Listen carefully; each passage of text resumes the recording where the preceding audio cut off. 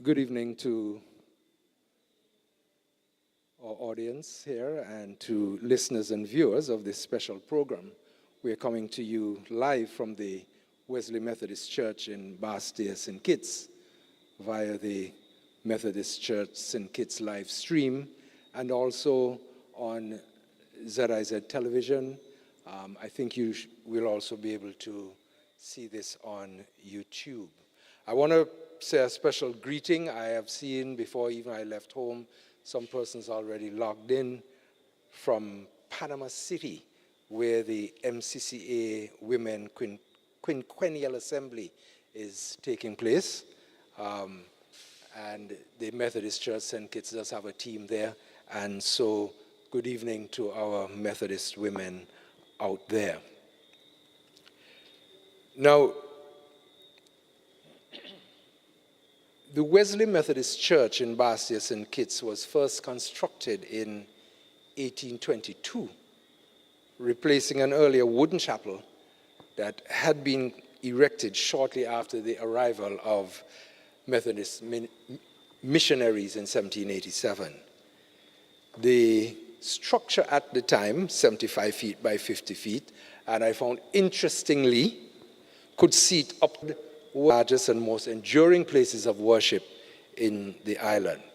It was consecrated in 1825 and therefore remains the oldest public building in Bastia, a testament to the dedication of the early congregations and the resilience of the Methodist community.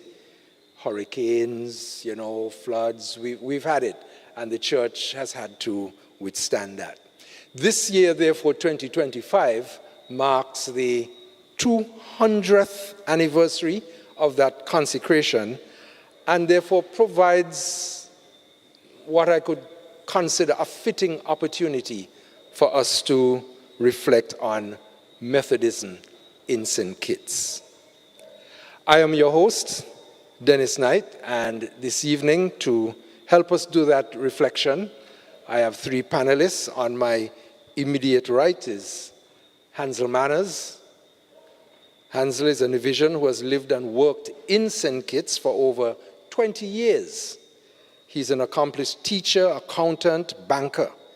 He served in various leadership roles within the Wesley congregation and was a founding director and chairman of the Bank of Nevis Limited. Mr. Manners has authored 2 books about Nevis and was awarded the Companion Star of Merit, CSM, in 2024 for his contributions to community life in St. Kitts and Nevis. He is married to Annette Manners, and they have 3 children. Those of us who have been here at Wesley over the years, I'm sure, may know some of them. Correct? Yes. On Hansel's right, I know that's why I said correct. I could see her right there in the audience. On Hansel's right is Jessica Byron, Professor Emerita at the University of the West Indies, having served in various academic and leadership roles at the UE campuses in Jamaica and Trinidad, as well as teaching in Europe and the Caribbean. She coordinated an international degree program involving universities in France and the Caribbean and served on the World Council of Churches Committee on International Affairs. Ms. Byron previously worked in the Foreign Service for St. Kitts and Nevis and the OECS and has published research on the role of churches in Caribbean regional cooperation. She has also been actively involved in Methodist congregations across the region. That would include, I think, St. Kitts, Nevis, Trinidad, Jamaica, and so on. On her right, and therefore furthest away from me, is Mr. Michael Blake. Michael Blake is an educator of long standing, someone who I think needs no introduction to you. He has taught here at home, in the Bahamas, in Montserrat, in Bermuda. He is trilingual and has authored 4 books, including 2 biographies. And I learned tonight that there's another one on the way. And so somebody really prolific. He's a single father. And I want to say of all the panelists here, he has probably had more experience in various congregations, religious denominations outside of the Methodist Church. Just one. Okay. All right. Michael says he loves God, nature, and people. My biggest claim to fame really is that if you look back through the door there, I grew up right outside there. And so I've always been in Wesley for years to come. So we're going to start our discussion this evening in that order, with Hansel taking it first, and in fact covering a lot of our history, coming from John Wesley, spreading to, of course, the colonies, into St. Kitts, and right up till we get a snapshot of present-day Methodism in St. Kitts and Nevis. So, good evening, Hansel. Good evening. As you heard, my name is Hansel Manners, and I'm proud and pleased to be able to participate in this panel discussion. We are allowed only 10 minutes, so I'll have to go full speed as it were to give you that snapshot that he spoke about of the history of Methodism in St. Kitts from the time it began until now. So I won't be mentioning too many details. I'll be giving only the highlights. And I start my contribution by referring to 18th century England, a time when England was busy, growing, its empire was growing. It was a time of the Industrial Revolution, and because of that, the poor were being marginalized and all that. And it was in this time that John Wesley, the founder and father of Methodism, was born. He was born in 1703 in Lincolnshire. And for years I didn't know, I always thought that John Wesley was born in London, until 2 years ago I looked it up. And he was born in Lincolnshire, I think somewhere in the Midlands, I think maybe Yorkshire, but not in London. He was one of 19 children, and that shook me a little bit. 5 of whom I think died in infancy. He was the son of an Anglican minister. And let us bear in mind throughout that John Wesley grew up as an Anglican and was an Anglican officially until 3 or 4 years before he died. The story is told that he and his brother went to Oxford University, and while there, they formed something called the Holy Club. And this was a group of people who were becoming concerned about religion, mainly the practice of religion in the Anglican Church, to which most of them belong. And they got the nickname of Methodists. The members of the Holy Club, they got the nickname of Methodists because of their discipline, their devotion to prayer, Bible study, and that kind of thing. He became a priest in the Anglican Church, but apparently he was not satisfied with what was going on in the Anglican Church. So let us note that Methodism was born as a revival within the Anglican Church. Within the Anglican Church. There was also a movement at that time called the Evangelical Revival, which had an impact on Wesley's life. We all are accustomed to the date of 1738, to be exact, the 24th of May, 1738, and we are all accustomed to, that story being told of how he felt that his heart was strangely warmed. And that evening, while he was attending a service on Aldersgate Street, a term we all know, he became converted, as it were, although he had been an Anglican priest for some time. This is something else I looked up recently, although I've been a Methodist all my life, and Aldersgate, and I have a suspicion if I were to ask some of us, you'd run into trouble just like I did, that I thought Aldersgate was maybe a Methodist church somewhere. It was a Moravian church. He was attending a Moravian church, so he got converted in a Moravian church. He was an abolitionist, and we'll talk a little more about that. He was against slavery. And so we come quickly to what was happening in the British West Indies at the time. Most of the islands in the West Indies were colonies of the mother countries, and we focus here on the British West Indies. We focus on Antigua, where a planter lived by the name of Nathaniel Gilbert. And he had heard about Wesley's preaching and teaching, and he became impressed with it because of a pamphlet that he read. And he traveled to England to hear about Wesley and came back to Antigua and so on. But the long and short of it, he began to preach Wesley's message to the people in Antigua. And when I say people, bearing in mind we are talking about colonies where slavery was in full swing.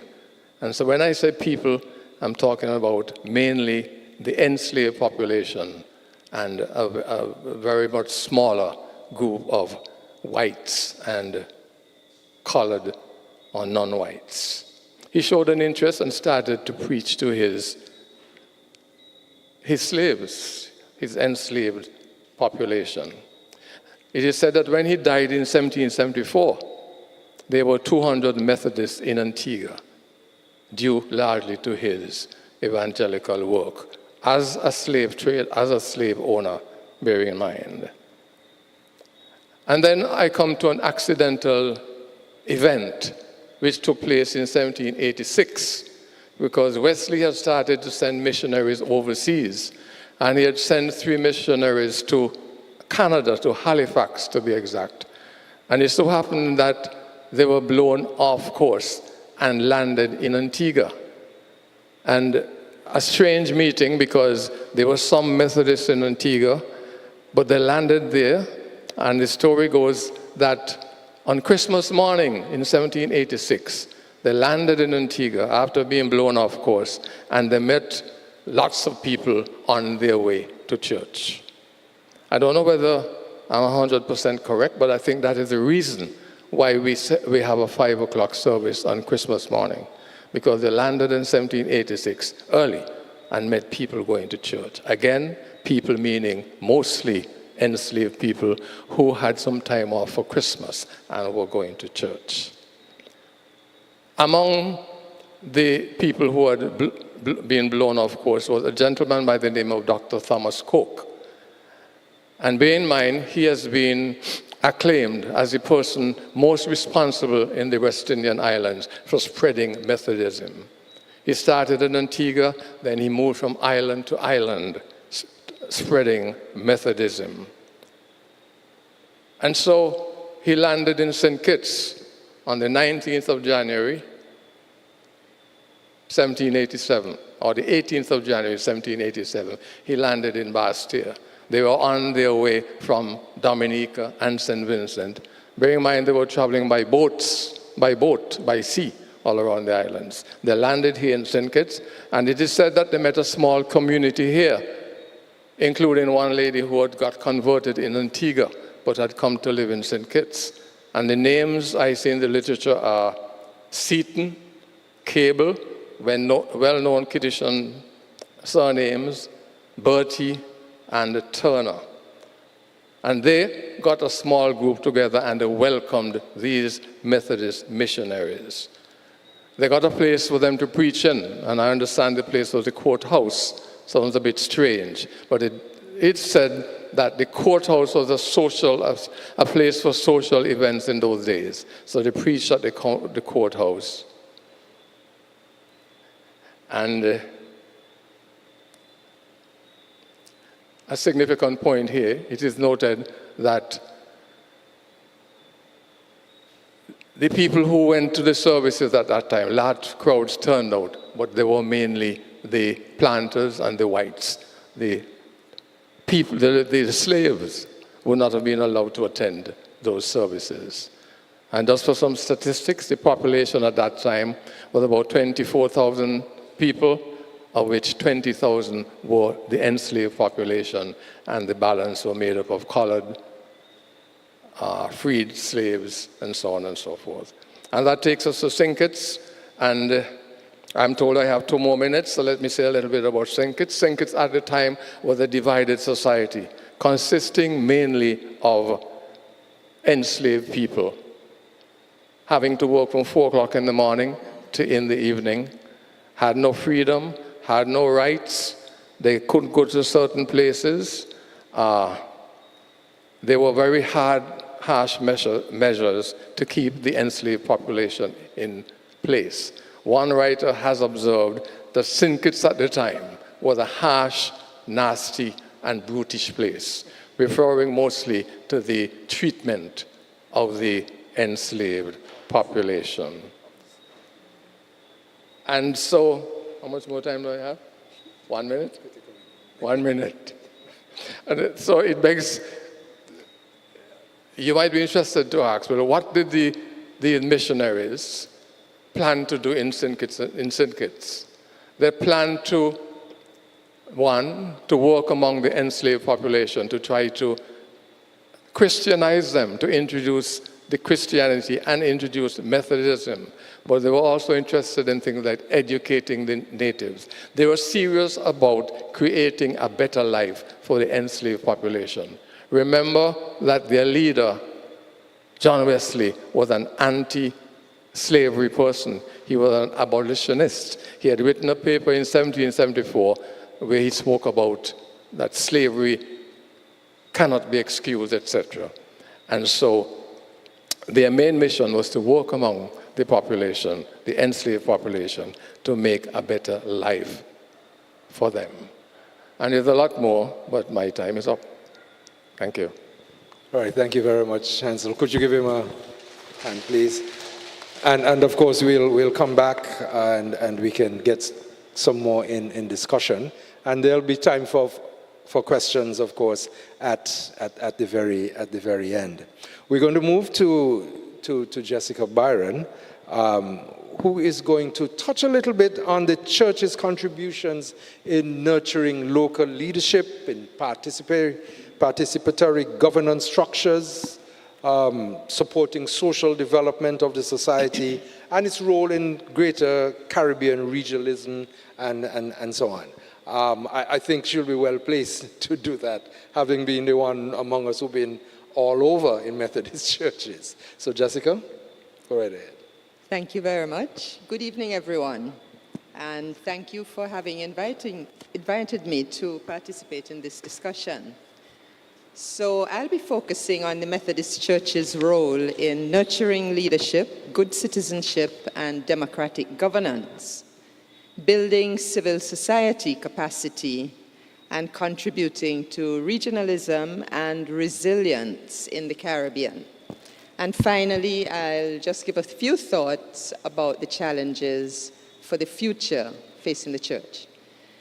So, Christianity in the Caribbean, including Methodism, has a complex yet inspiring history of coexisting with oppression and exclusion, but also supporting emancipatory struggles and empowering people to take responsibility for shaping their own future.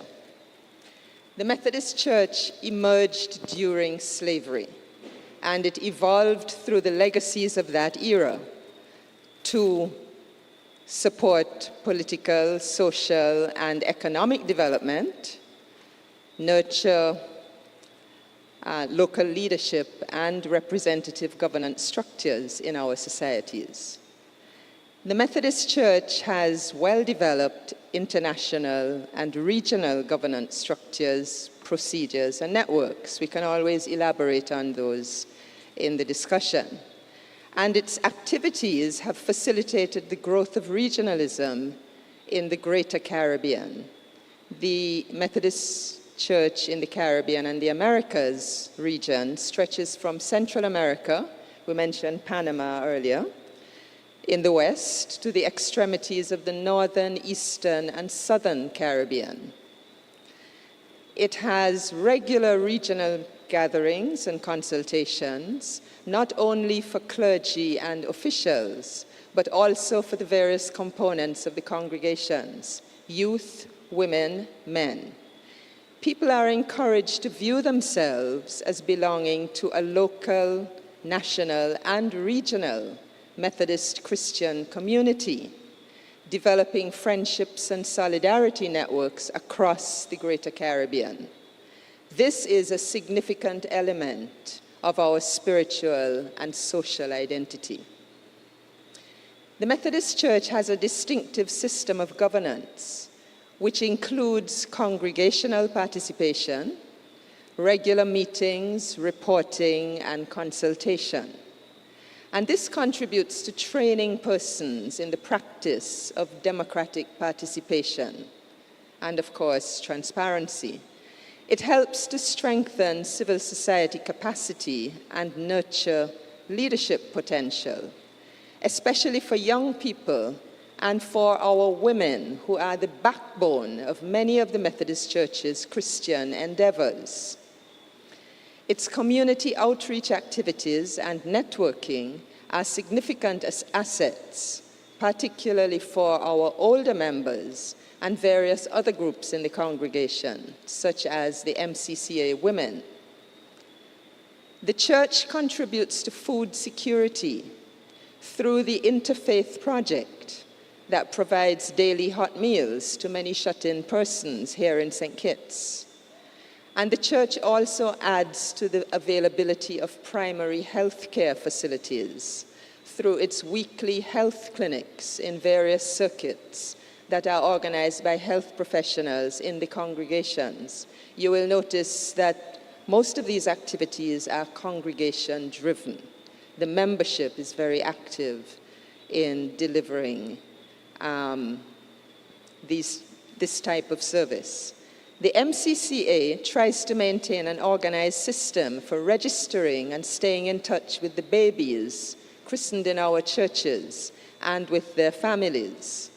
Wesley and other Methodist churches have a wide range of activities and services for supporting the spiritual, social, cultural, and educational development of the youthful members of their community.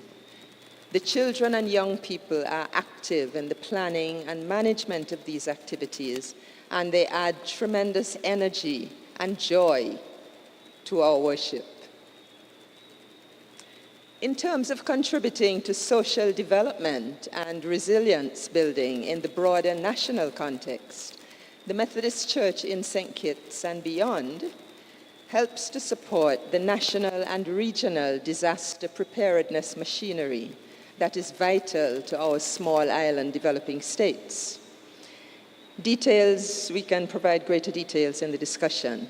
Both nationally and regionally, the Methodist Church, through its involvement in the local and regional Christian councils, works to encourage democratic practices, calm, respect, and citizen security, particularly around election times or at other critical periods in St. Kitts and in many other Caribbean countries.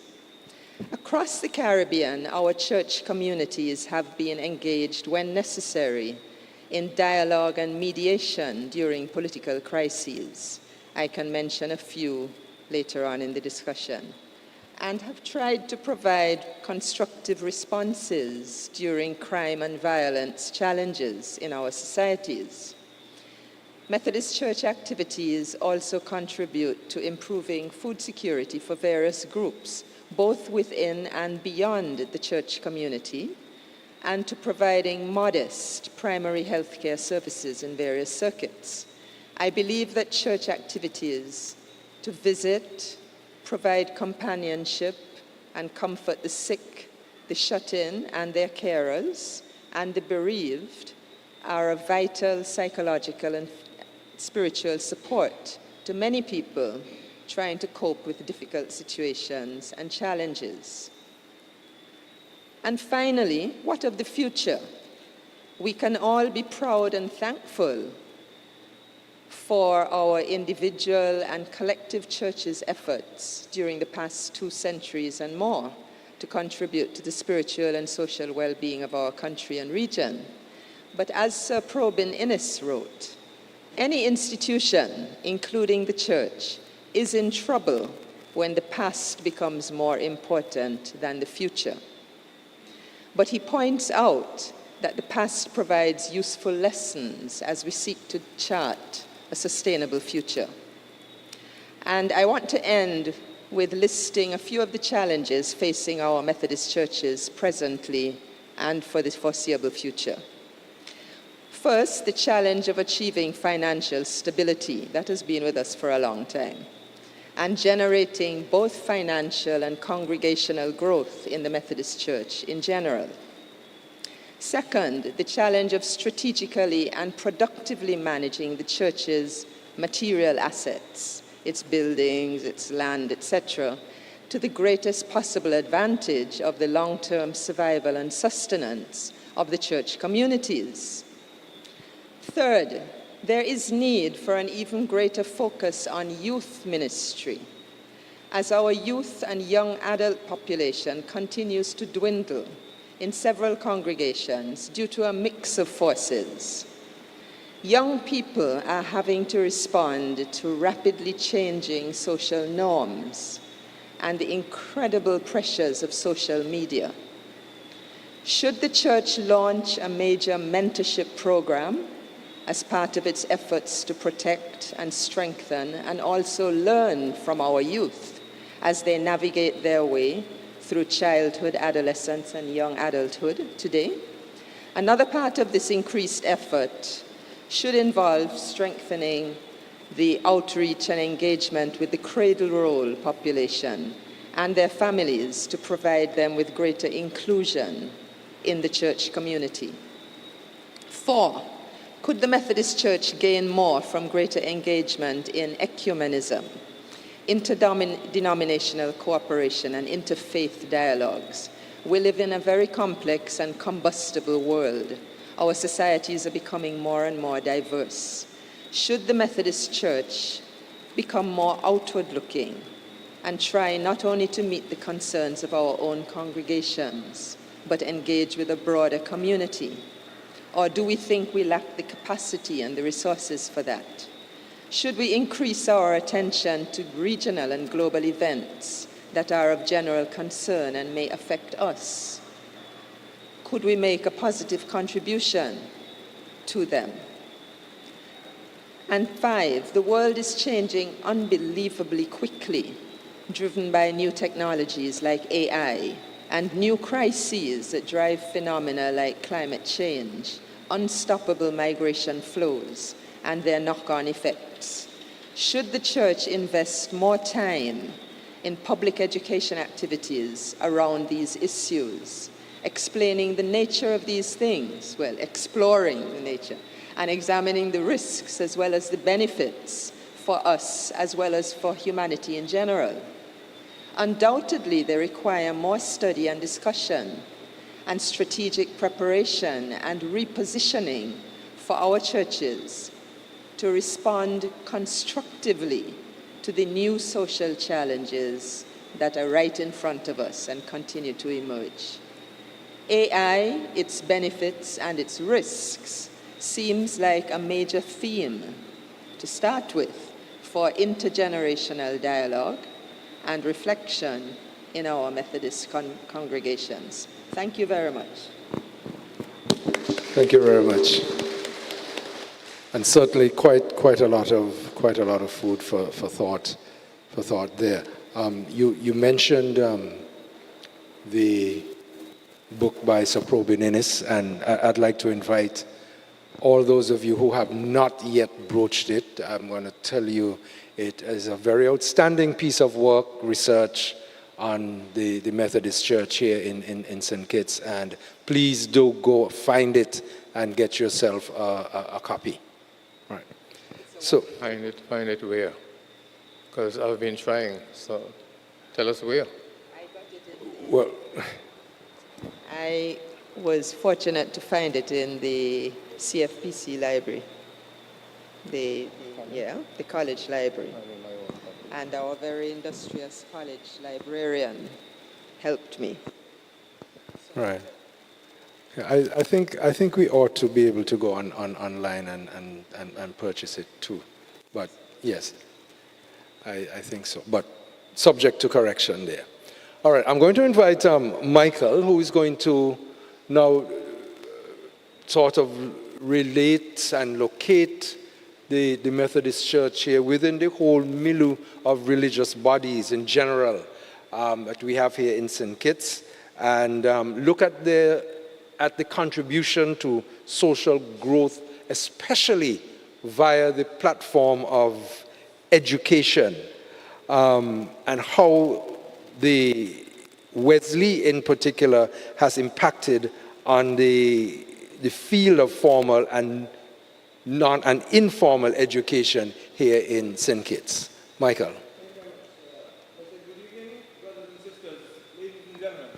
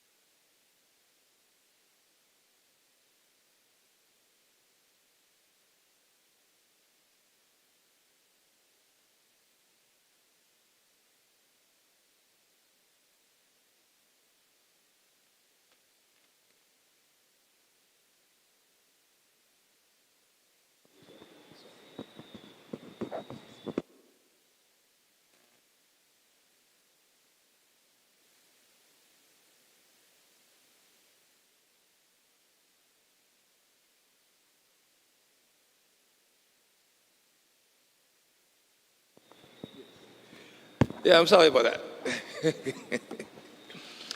Ladies and gentlemen, I wish to situate the discussion this evening via an examination of the role and record of religion in general and religious groups in the post-emancipation Caribbean, particularly as it relates to education. I think I heard the moderator say that I'm a single father. But I like to say that I am single but married to education.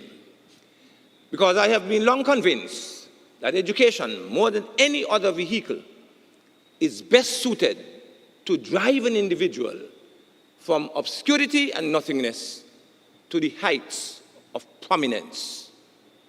And so I love education. And I have been able to benefit from exposure to education in a very real way. And so I'd like to point out to you this evening the role of Methodism in general and Wesley in particular with respect to contributing to the movement for educational excellence, for growth in education in St. Kitts in particular. Now, of course, when the Negroes, having been forcibly transported from the mother continent, were brought to the West Indies, they had begun immediately to resist in a number of ways. And eventually, inevitably, they succeeded. One might argue that men like John Wesley, William Wilberforce, Granville Sharp, contributed to this eventuality by their constant advocacy for freedom for the blacks, the Negroes. When they were, in fact, emancipated in 1834, they were in a poor state, ladies and gentlemen, with respect to education. They knew nothing about the function of work in a free society. Their attitudes to work were crude at best. They knew nothing about what it takes and the value of family relationships. They knew nothing about how society and social institutions operate and why. And certainly, inasmuch as they had been forced to work for hundreds of years, since the 1640s, they knew nothing about the nexus between capital and labor in a free economy. Therefore, the freed Negroes needed to be weaned, as it were, of their sense of dependence, their sense of mendicancy, being directed and instructed as to what to do, when and how. They had to be taught new ways of performing other than by coercion and penalty. They had to learn that they were now free to do as they wished to a very large extent without having to be told when and how and why. Ladies and gentlemen, the freed Negroes, the freed blacks, had to begin to understand that they needed to begin to end the distrust and mistrust of their fellow men, of their fellow blacks. And of course, they had to begin to understand that they needed to think for themselves and believe for themselves. Now, an argument can be mounted that there are clear and present practices today that suggest that we are yet to be emancipated. Because a lot of these ills and a lot of these negative behaviors still dot the landscape of black societies, including here in St. Kitts. And I believe that they constitute one of the major reasons why we have not progressed to the extent and at the pace at which we ought to, and we certainly can. So that at least a modicum of education was indispensable to achieve these objectives of taking the slaves from the pit of nothingness to a point where they can recognize that they were individuals created in God's image and accordingly had worth and value. Aristotle, for example, reminds us that the roots of education are often bitter, but its fruits are sweet. John Milton, he advises that true education fits a man to perform justly and successfully in public and private affairs. And we're all familiar with Henry Buham, who is noted for saying, education makes people easy to lead, but difficult to drive. Easy to govern, but impossible to enslave. And so education was seen as a vital ingredient in the recipe for success for the Negroes, the freed blacks. May I just explain that for me, education is defined as the ability to read, to write, and to reason. To read, write, and reason. By 1825, ladies and gentlemen, churches, particularly the so-called established churches, were a major institution, and they commanded significant respect and influence, and they owned relatively large amounts of property. For example, the lands on which Wesley was constructed was bought in 1787. And if we know the sizes of the lots that churches possess even today, some contiguous and some in separate locations, we will agree that churches do possess significant portions of real estate. Churches then began to realize that they had a moral imperative, a social responsibility, and scriptural directives to replace the ignorance of the slaves with knowledge. I can provide you with the relevant scriptural support if you wish. Moravians, of course, the Methodists and the Catholics, offered access to formal teaching and learning. And they constructed centers dedicated to schooling. At the time, such education had elements of both the sacred and the secular, of course, with more emphasis on the sacred. Religious knowledge, moral instruction, vices and virtues, values and discipline were points of emphasis. Methodists, of course, have been involved in public education even before 1870.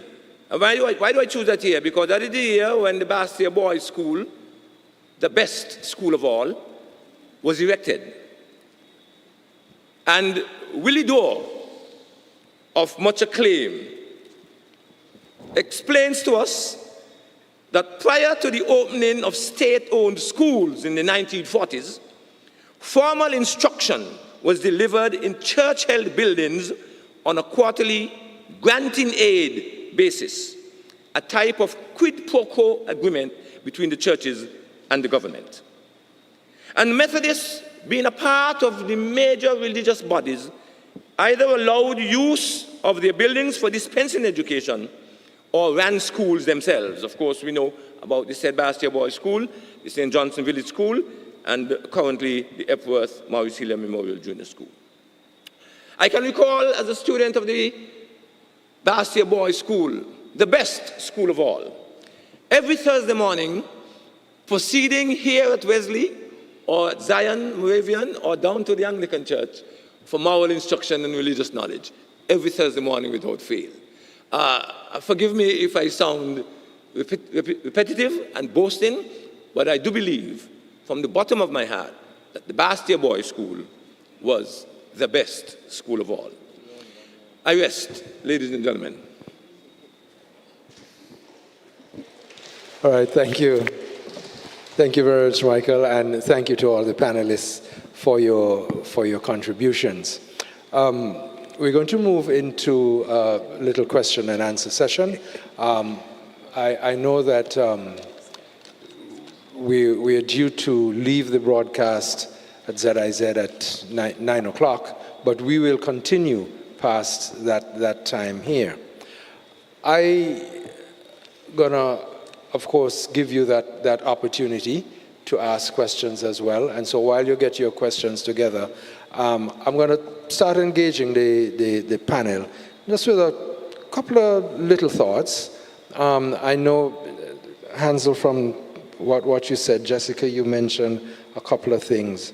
You know, as you were speaking, one of the things that came to my mind, and I'm deliberately putting it this way, the Methodist Church seemed to be like a repository or place of rescue for disenchanted people.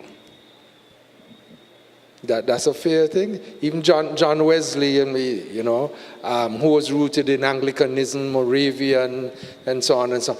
They were not satisfied or not happy or whatever. Or Jessica, you talked about social justice and so on, and the fight for all of that.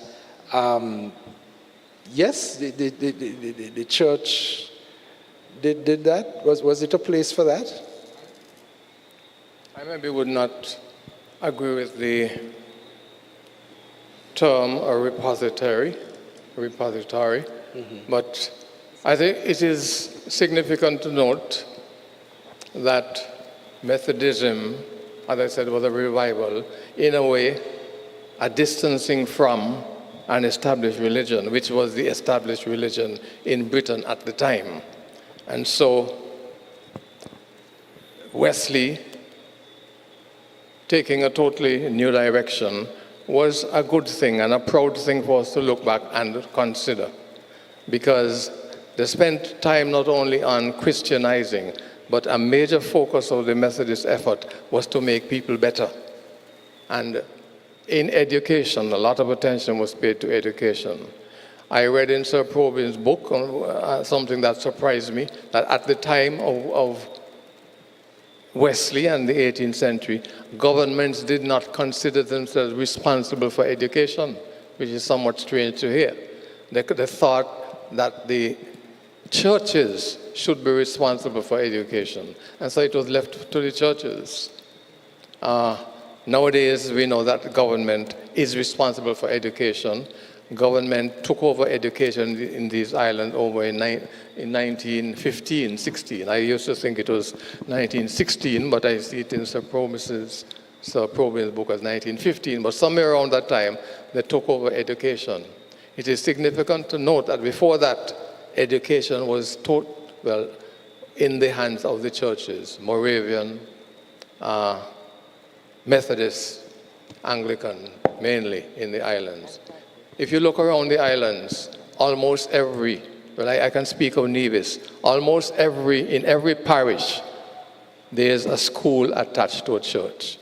A Methodist school here, and an Anglican church there, and it brings to mind the time when education was run by the churches, and that only changed in 1915. So we have played a great part in bringing us to where we are today.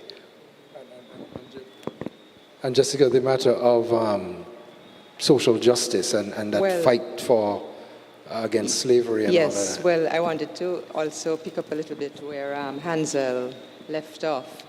I think there was tremendous pressure on the churches such as the Methodist Church at the end of slavery to provide basic tools for survival for the populations. And one of the basic tools needed was education.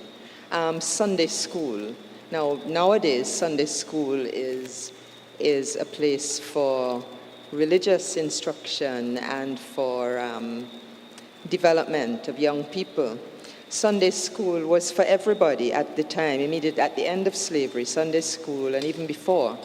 Everybody, both adults and children, went to Sunday school, and you learned your alphabet in Sunday school. You learned to read and maybe write a bit in Sunday school. So, and the church realized that this was going to be a fundamental tool to enable people to become more self-sufficient.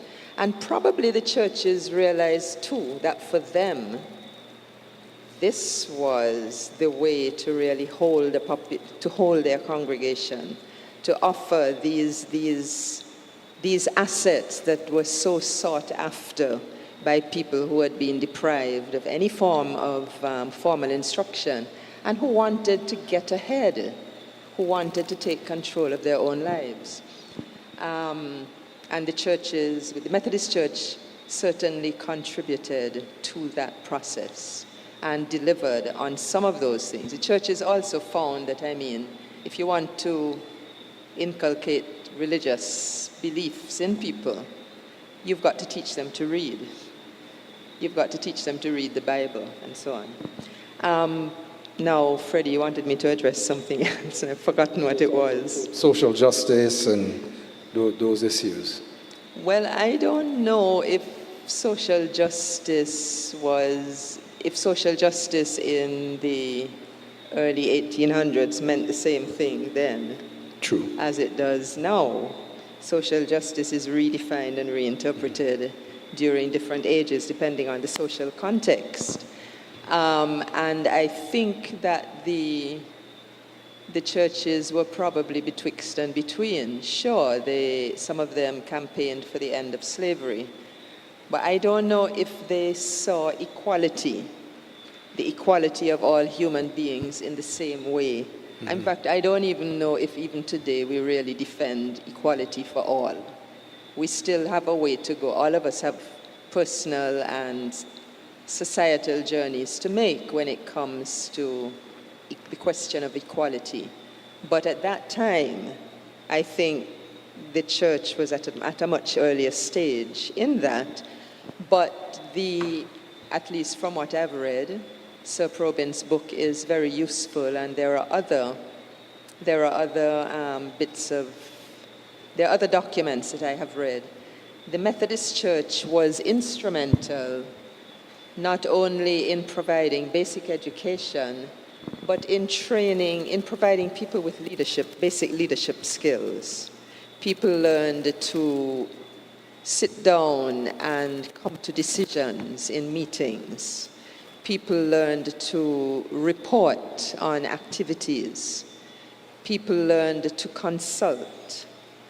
And they found that in order to, the minister can't run the whole church. You need to equip your congregation, and you need to equip the congregation with skills such as presenting proposals, monitoring projects, and so on, basic financial management skills, selling ideas, promoting ideas, convincing people of the values of something that you want to do.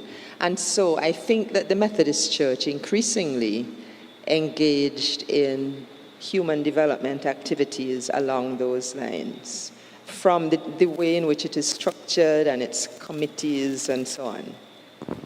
All right, thank you, Jessica. Anyone ready with a question? Sir Byron? There's a microphone across there. Yes.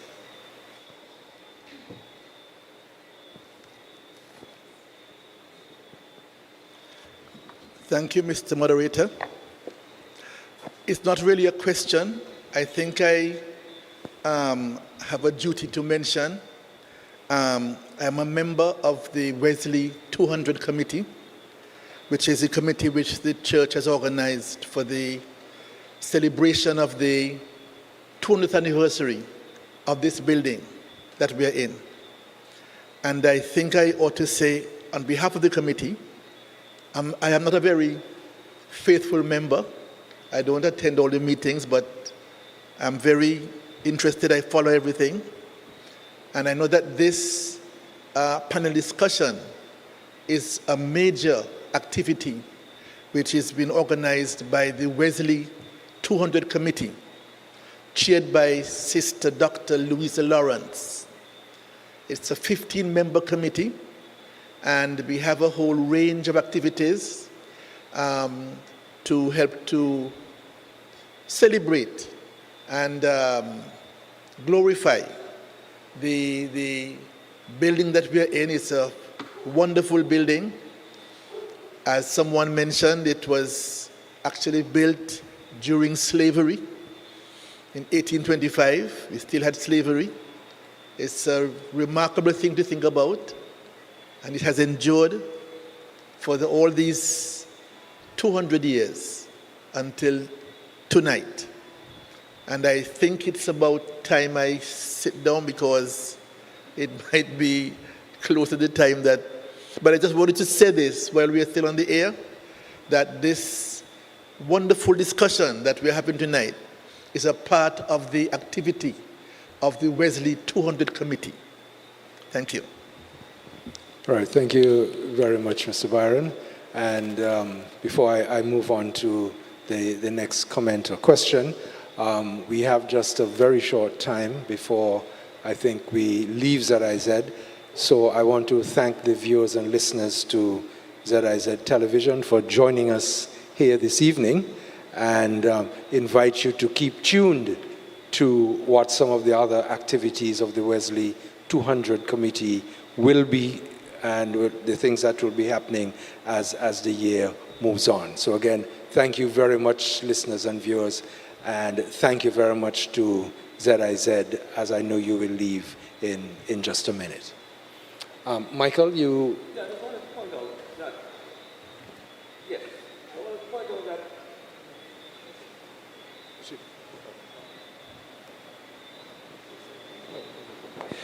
yes, that the history of the church in general is not one in which it is found to champion the cause for social justice. As a matter of fact, for a very long time, we've heard of the argument that there should be strict separation of church and state. And even in more recent times, for example, during the last century, when liberation theology began to make inroads in the Caribbean, Latin America, there was a lot of pushback from so-called mainstream churches because it was thought that man being basically bidimensional, spiritual and social, the church is supposed to focus essentially on the spiritual dimension, and other institutions are supposed to take care of his social dimension.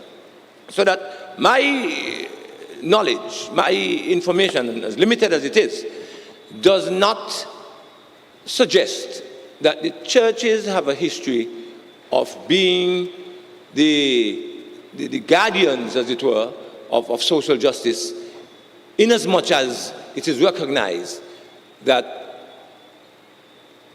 church and state share the same constituency.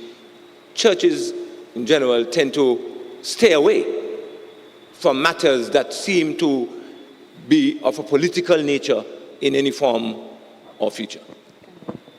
Yes, certainly. Yeah. I think Michael's point is valid, but I would want to nuance it a little bit. I think if you look at the context in the 1830s, immediately after emancipation, providing education, giving people a voice and more confidence and the ability to put in writing what they thought was a very radical idea at that time. And the churches who provided basic education were often seen as selling out the ship for the establishment at that time. So we do have to give them credit for that. Now, in more recent times, on the question of social justice, it has been really liberation theology and the most radical of social reformers who have pursued that path, whereas a lot of the establishment churches have opted more for stability, whatever that means, you know.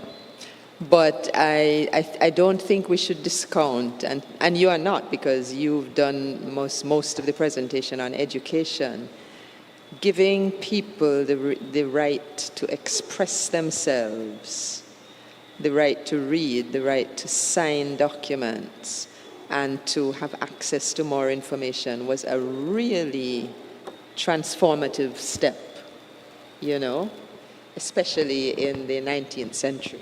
Right, thank you. I'd like to Hansel? add my voice to that, because I noticed you said, Mr. Blake, churches. But I think, as indicated earlier, the Methodist Church has stood out as a church which focused not only on teaching religion, but in making the lives of the enslaved population in the British West Indies better.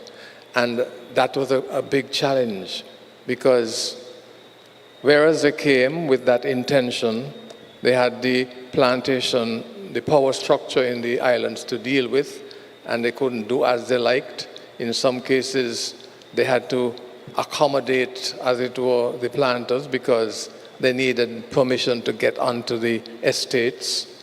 They had to ask for permission to come onto the estate to teach and preach. So that was a colossal struggle and a colossal movement. And I think, as most writers have acknowledged, the Methodist Church should be proud of that role that they played in that most difficult period. in the British West Indies. But I think we need to focus a little bit on the Methodist Church today. Has the Methodist Church, or is the Methodist Church still like that? Or has the Methodist Church lost its way in any way? Right. Because we read in the literature that when this church was built, it was built to house a large number. I can't remember the figure, but I know in Charlestown, 1,500. 1,500. I remember in Nevis, I saw 1,400. They were mostly slaves. And I suppose, and we know the social situation was different. But we don't have those numbers now. So has the church lost its way, and why? And how can it get back on track? And those, I think, are important questions. I do know, and if I can say, and just I'm going to sort of even oversimplify it here. I remember growing up and always hearing my mother say, you see, this Methodist church here, we like rescue the perishing, care for the dying. She always said that. And to try to represent that the Methodist Church has always been like a refuge for all, where she had this rescue the perishing, care for the dying. And I see it today represented, and I have actually experienced it over the last few years, and a number of simple things like there is a death, and the person was not a quote-unquote church goer, and so the family can't find no place to church him for the funeral. Where can they take him? To the Methodist. Am I right? To the Methodist Church. And I use that as a simplified version, but we've always been that, a place, reach out to people who need, and people can reach over and look to a helping hand. Do we have a contribution here? I'm just going to continue where you left off. You notice even when it comes to christening children, when most people can't find a church to christen their baby and they want it to be christened, they bring it to the Methodist Church. We're not as hard and as inflexible. We don't say because you weren't born within a marriage, you can't do this with the baby. We welcome them. The other thing I'd like to say is, from the very initial discussion, Mr. Manners, I think the Methodist Church has been able to be such an educator because the gentleman who started Methodism was anti-slavery in the first place. And to me, if your basis is anti what keeps people back, what keeps people down, your natural inclination would be to see how much and how well you can bring them to a level of independence. So I think that natural anti-slavery position was significant in creating the Methodist Church with the agenda it had and still has. Okay, thank you. Again, other contributions from the audience? While we're waiting, since time is limited, could I just mention a hearing? Yes. Okay. 5 items mentioned by Reverend Wycherley Gumbs in his book, Methodism in the MCCA, and 5 reasons he has adduced for the complacency or the lack of progress in the Methodist Church. One, he says, is that the church has become complacent. We have become overly concerned with image and maintaining the status quo. Second one he mentioned, the established traditions and customs and modus operandi made sacrosanct through the generations have stifled significant creative expression. In other words, traditions have kept us back. 3, he mentions we have often engaged in short-term measures without a view to the long term. And 4, we have ignored the technological revolution. In other words, there's that revolution taking place, and we still talking something else. And 5, he mentions, we have reneged on our social contract to reform the nation. In other words, we have lost our purpose and our energy, and he does mention that we no longer show a great interest in moral instruction, civics, etc.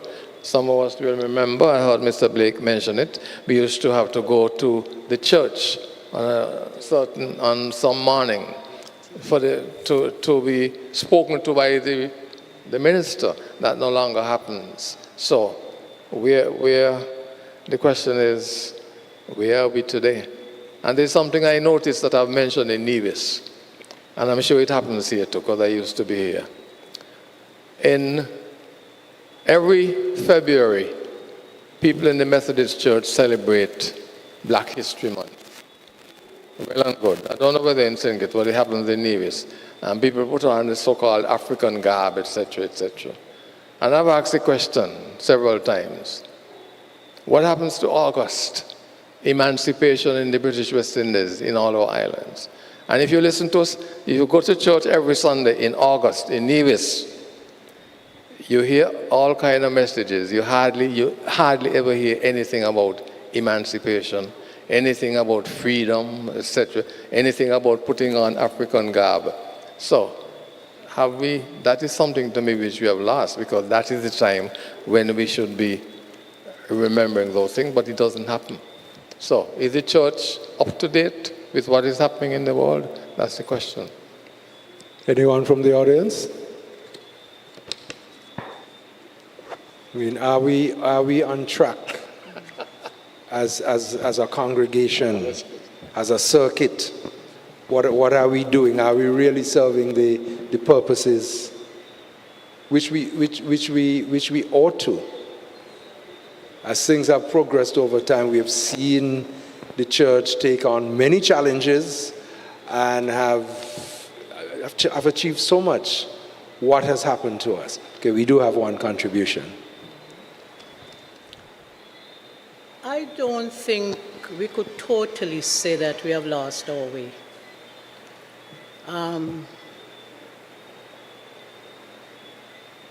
Even up to now, we still hold fast to our educational principles. We run a school, the Mauricelia School, and I think within that school, you learn the virtues. However, there is still a lot to be desired in inverted commas. But we need to go back to roots. When you think about the chapel, how it was built, the commitment of the members in their involvement in getting the structure done, compared with today, do we have that commitment from members in keeping our commitment? Do we have that kind of membership? Do we have that drive? Today is different than yesterday.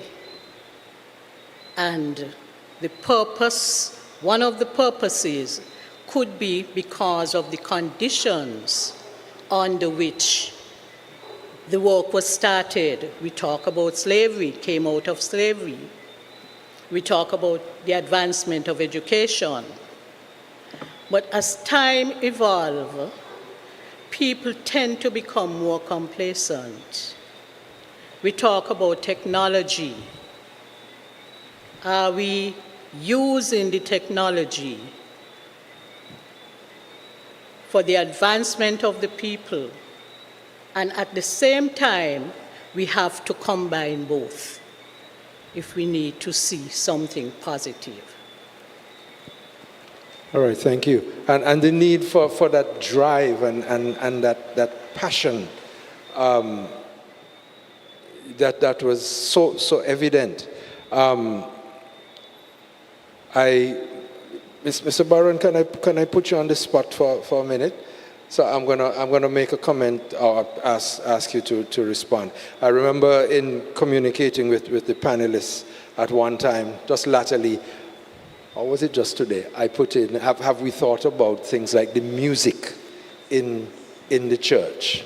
Because the music of John and Charles Wesley is so rich and seems to guide worship not only here, but even in other churches, right? And what sort of impact has that had? And I recall most vividly, because of course I'm son of Alexis Knight, that it was in this church, right here, that pan music was first played in the church here in St. Kitts, back in Reverend Ching, 1960 something. You could imagine what it was at the time, sacrilege, and they bring pan in the church, and so on. Some churches now just have pans as part of the musical instruments in the church. So, Terry, I know you're a lover of music and so on. And what sort of impact and contribution do you think that has had? Thank you, Mr. Moderator. Well, I'm also a lover of history. And I would like to start by saying that many of us here would be aware that the old Methodist hymn book, published in 1933, the first sentence in that book is, I saw all of us here know, Methodism was born in song. All of us here know that. And it goes back to your point. John Wesley and Charles Wesley. We have mentioned Charles' name tonight. Somebody said John's brother went to Oxford with him. But they didn't say it was Charles. It was Charles Wesley. And he, as we know, is the hymn writer par excellence. He wrote thousands of hymns. And well, that's not music, that's hymns. But the Methodists, the early Methodists understood from the very beginning that music was an integral part of building community and in the new denomination. But to come back to what you're really guiding me to, I would like to say that yes, there are some giants of this church whose contributions in music must be celebrated, especially at this time. We are celebrating this year 200 years of this building, the Methodist Wesley building. But at the same time, we have to celebrate because the church is not just the building. It's not just the building. And these giants in music, Alexis Knight is a giant in music. He's a giant in music. But I want to mention the Blanchett family. Before Alexis Knight, I've had the privilege and the honor of learning from Reverend Barbara Lake, who is here. She's here. Maybe she can talk too, after me. But I've had the privilege of learning from her that her grandmother was playing the organ in this church in 1896. She told me that in those days, the organ was not here. When I was born, the organ was there. The pipe organ was there. But she said, no, it used to be up there. She remembered the organ was up there. these are things we're supposed to be talking about in the 200th anniversary of this building. And she says that her family have made a tremendous contribution to the music of the church. She is an organist, and her parents, all the children, organists. Her grandmother had 10 children, 12 children. All of them she taught to play the organ. And they all played the organ in this church. One family. And I mean, I remember reading about Dorothy Blanchett. Is she the Gazon? Is it Dorothy who was the... She was the Gazon? Dorothy, from age 15, Blanchett was playing the organ in this church, up there.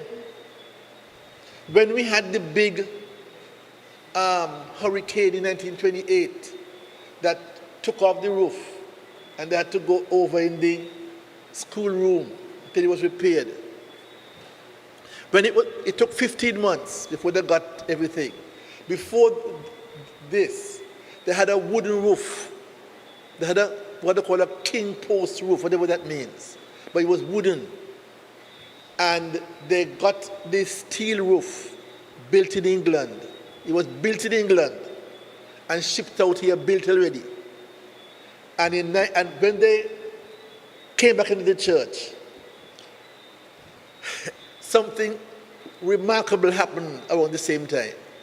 Electricity had just come to St. Kitts. Before, they used to have service without electricity. I don't know how. I imagine they had some kind of lamp or whatever. But after that, they actually postponed the church reopening to fit it out with electricity. And Dorothy Blanchett, who was very young at the time, was the main organist. And she was one of a whole family of organists. Perhaps Reverend Lake should come and say something. Because I'm just trying to remember a couple little things. I'm remembering a couple little things, but she knows the whole thing.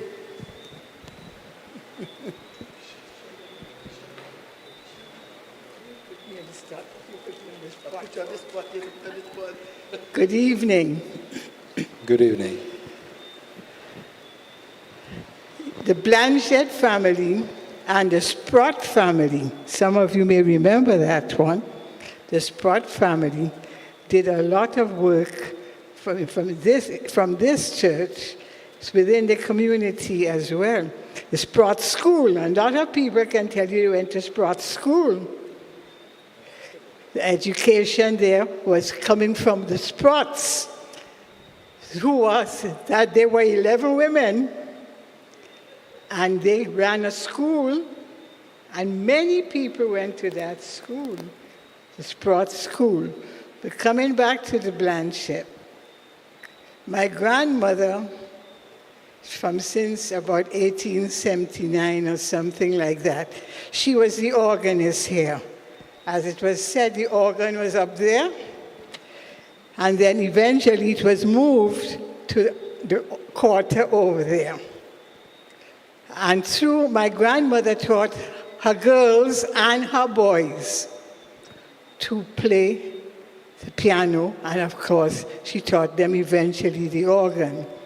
And so throughout the years from 1879 to 1944, Blanchetts were playing the music and so on that was taking place here. The boys, some of you may know of Carl Blanchett, and there was also Arthur. Those two boys used to play Sunday night services.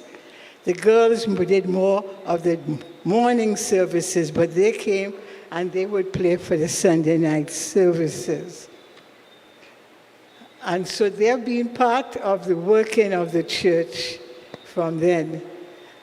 Of course, my mother was moved out moved out to St. Lucia because her husband was sent to work there by the colonial system as chief revenue officer, so that I did not really grow up too much here. But I spent my first 10 years here, and then we moved on to St. Lucia. Okay. All right, thank you. Thank you so much. Thank you, Rev. Thank you, Rev. So, I just want to say one other thing. We have to mention, if we are mentioning Alexis Knight, who I was privileged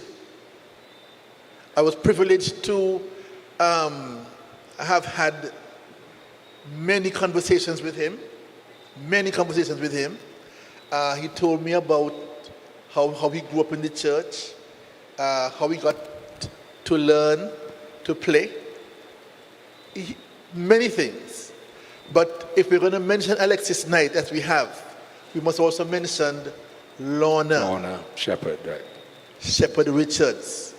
We have to mention Cynthia, Alan Dickinson. Yes. Those were also tremendous musicians who lent great stability to the service in this church. But I think Freddie wants me to say something too in support of what he mentioned about the steel band. And I've heard Brother Chris speak about this. Brother Chris knows about it too. The steel band in the church was a revolution in the church. It was frowned upon. I'm old enough to remember it. I'm old enough to remember it. And it was seen, it was linked to Bacchanal and Quelbe, they used to say. Those kind of things. But, I mean, it's music. And remember, Methodism was born in song. Right, thank you so very much.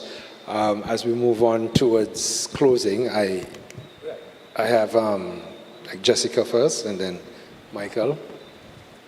Yes, thank you, Freddie. Well, a couple of things. Something just passed my mind when Terry was speaking. George Mulrain, for some reason, over the past few weeks, I've been reading a booklet that he has on Caribbean theologies. And he is very insistent on the fact that we have to recognize our African heritage in our spiritualism, in our celebrations, and he refers to the importance of music, of our music, of Caribbean and African-derived music, and of various other rituals which should not be ignored or set aside because they did not come from a European tradition. In fact, they come from very fundamental parts of ourselves and of our history and of our culture. And the steel band would fit into that steel band and our gradual embrace of it in worship, in spiritual celebration would come into that. But also, what I really wanted to say before thinking of that is the importance. One of our challenges today is relating to our young people. Our churches, for people like me, well, we grew up in the Methodist church. Not that I'm the most faithful attender, but I was brought up as a Methodist, and it will always be the place that I go to worship because my family is Methodist and because I grew up in the Methodist Church, Charlestown Methodist Church in Nevis. We're in a different age. My children grew up in Providence Methodist Church in Jamaica. They do not go to the Methodist Church now. They will come with me if I go to Jamaica, but they have other churches. And I am thankful that they go to church. But we have very devoted older populations in our churches, and we have young people and children who come to church. One of the many ways, and it's a very important way, in which we can hold and interest our young people is through music. And I think the musical ministry of the church is extremely important in terms of regaining the interest and the commitment of our youth, and also in encouraging greater communication between the generations. Because we all love music, but we might love different types of music, and we need to talk to each other through music. All right, thank you. Michael, you had a... I just wanted to point out that the paradigms and realities that existed in 1825, and those are radically different from those that exist now, 200 years later. And so the major challenge, in my view, of the church is to retain relevance in this contemporary age by adjusting and adapting to the new realities while not compromising on core principles and beliefs. And I think that Methodism can learn from other churches who, in my view, have corrupted a lot of their practices and have, in my mind, some have even slid into what I term the vile and the vulgar in order to attract so-called attract young people. I think Methodism could learn from those examples, and in order to be attractive and as I said earlier, to retain relevance in 2025, it has to be able to carve and create a course that enables them to still be the sociometric star among churches in the Federation, while at the same time not compromising any of its basic beliefs. I believe that's a challenge for the church leadership, but I believe that given the history of Methodism, they can rise to the occasion. Particularly, ladies and gentlemen, as it refers to young people, we find that there's so much apathy, so much gross indifference among young people with respect to things spiritual. You wonder how to get around that. But more than that, or in addition to that, I find that the churches, including Methodism, have remained far too silent on matters of national import and local relevance, local significance. We have the so-called parliament meeting and passing laws that are in essence inimical to the interests of Christianity, almost anti-biblical. In fact, not almost, in some cases, glaringly so, and the churches voiced no protest, neither silently nor openly, individually, collectively. No protest, no word of dissent from the church. And the leaders, the political elite, the business moguls, leaders in other spheres of operation, glibly go about doing things which are not in keeping with the commandments of the Almighty, and the church remains silent. I have a problem with that. I just want to add. Right, thank you. Answer before you go. And we are coming to close. And so, Jessica, I'll accept the comments you made as your final comments, unless there's something burning, and Michael, similarly those. And so, Hansel, we'll end where we started with you. So as you make your comments, any last I just want parting to comment comments you want to say? on two things, on the issue of the hymns, the singing. Sir Probin made the point in his book that one of the reasons for the success of the early Methodist missionaries were the hymns. The local people, enslaved people, were attracted by the singing. I'm sure we're all aware there's some denominations that don't sing. That is true, they don't sing. But we excel in singing and we enjoy it. And the hymns are beautiful. Those of us, and I put myself in the category of loving music. And at my age, I'm learning to play. And I hope to get there before. I'm 80, but I hope to get there before such time. But when I practice some of the hymns, I have my keyboard and I practice sometimes at 1 o'clock. And I have to say, the hymns are so rich and beautiful. Rich and beautiful. So I can understand why singing has played a great part in the Methodist Church. I would also, in the interest of time, quickly to endorse what Michael has said about the church maybe not being aggressive enough in its confronting things which are happening in our society. As if we are afraid to comment. I can think of things like carnival and the behavior, etc., but we don't hear from the church. We don't. So maybe the church has to be a little more vibrant in that regard. All right, thank you very much, Hansel, and thank you very much, panelists and also audiences.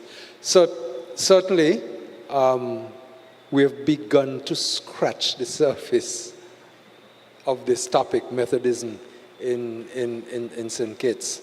Chris McMahon is here, who I know who's also a member of the Wesley 200 committee, and you realize there's a lot more discussion to go on. As we went through this evening, there were so many other questions that came to my mind. Have you individually, for instance, addressed the question, so who are we? Methodist. What is a Methodist? When we say a Methodist, what are the identifying features, hallmarks of a Methodist? What makes you you? What makes us different from the other denominations? What makes a Methodist different from an Anglican, a Moravian, a Roman Catholic, etc., etc.? What makes us that? And are we living truly to those principles?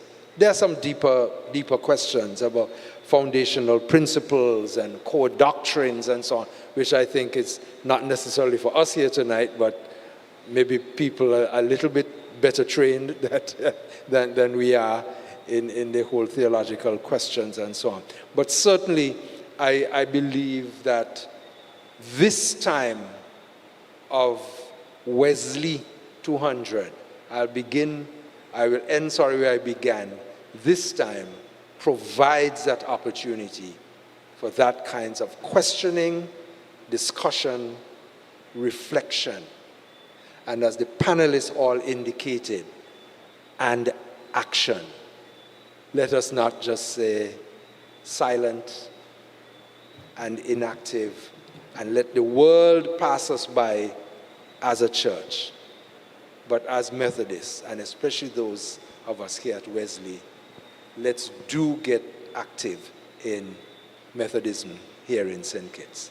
Thank you very much, and do have a pleasant evening.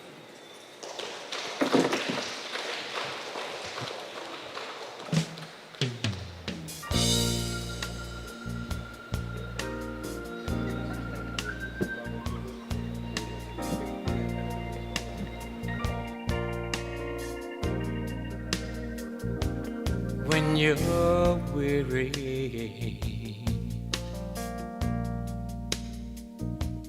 feeling small, when tears are in